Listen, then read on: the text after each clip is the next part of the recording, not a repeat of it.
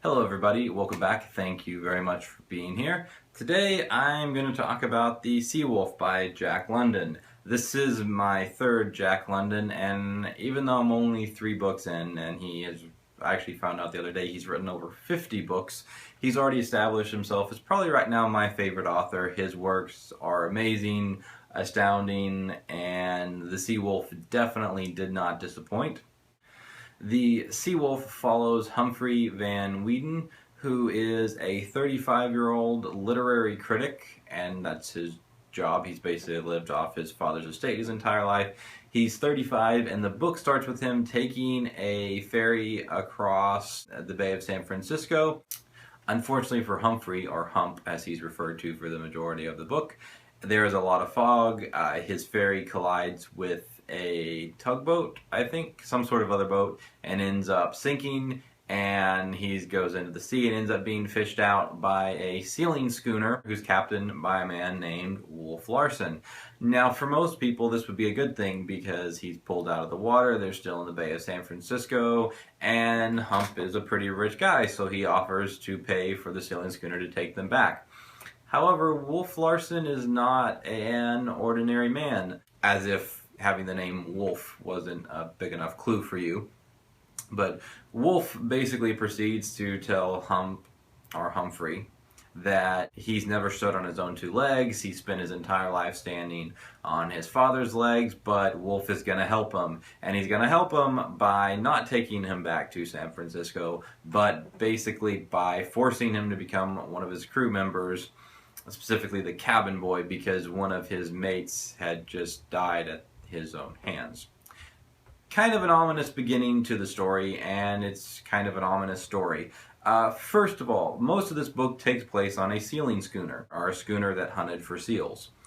And that part of the book was very detailed. Obviously, London had a very in-depth knowledge of sailing and the whole concept of hunting for seals and so on and so forth. And I wasn't that surprised to learn afterwards that he actually worked on a sealing schooner for a few years.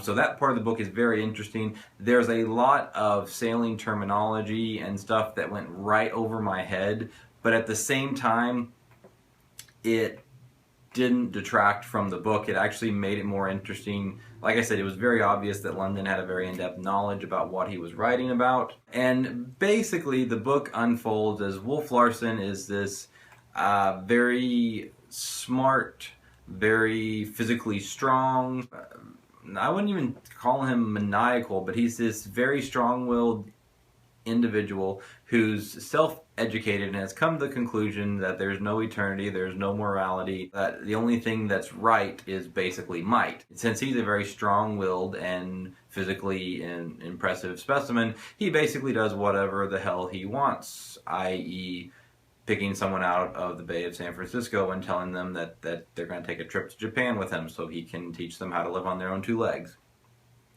So throughout the course of this book, Humphrey stays alive basically because Wolf is interested in him, because Wolf is a self-educated man and Hump is a literary critic and therefore can discuss things with Wolf that the rest of the crew cannot. So he kind of becomes basically the captain's pet and goes through, and they have a lot of interesting discussions about morality and eternity and the nature of life. That's very interesting.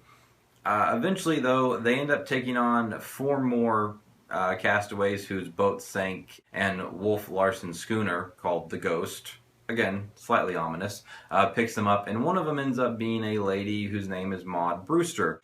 Maude Brewster just so happens to be an author that Humphrey has read and criticized her work and been very impressed with.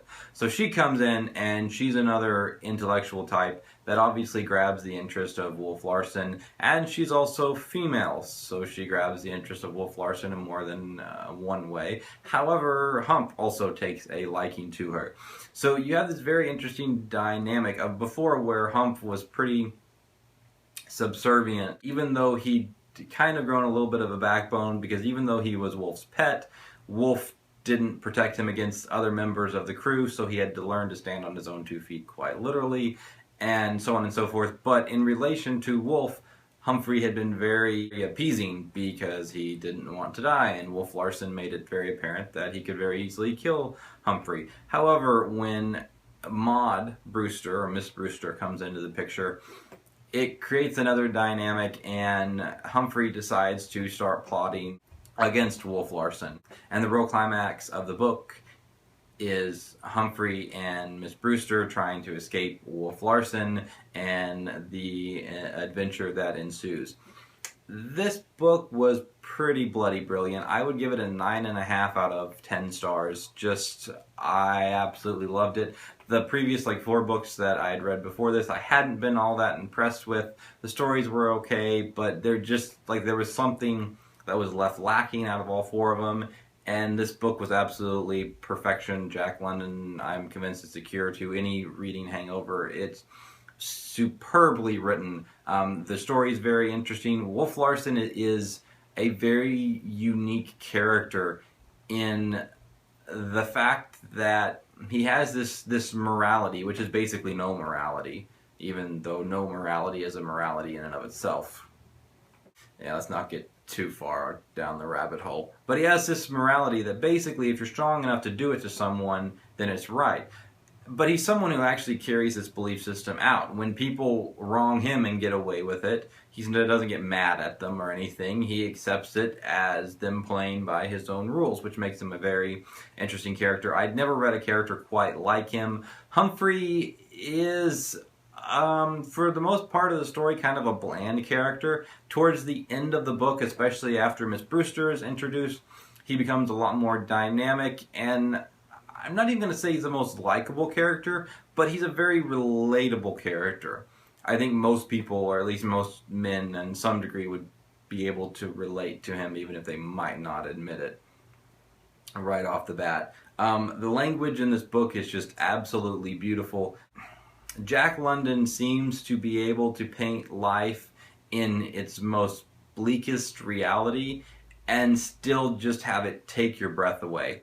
So just a warning, I'm going to give away a small spoiler in terms of how this book ends. But one of the things that I noticed in similarity between this book and White Fang was that both books propose a very bleak and dismal and depressing worldview and spend a large portion of the book seemingly building up or providing evidence for that worldview being true. And at the very end, because of basically human persistence and bullheadedness in the face of unimaginable odds, basically prove it false. I love that. I think it tells a lot of London's understanding of humanity, that basically, yes, life does suck. If you look at life in its most realistic form, it kind of blows. There's not much there. We wake, we strive, we die. That's basically it on the logical side of it. However, humanity has this amazing ability to almost bend life to our will if we're determined enough. And like I said, I've only read, I've read White Fang, Call of the Wild, and then The Sea Wolf, so really 2.5 books. But that I did notice that theme in both The Sea Wolf and White Fang. It was absolutely stunning.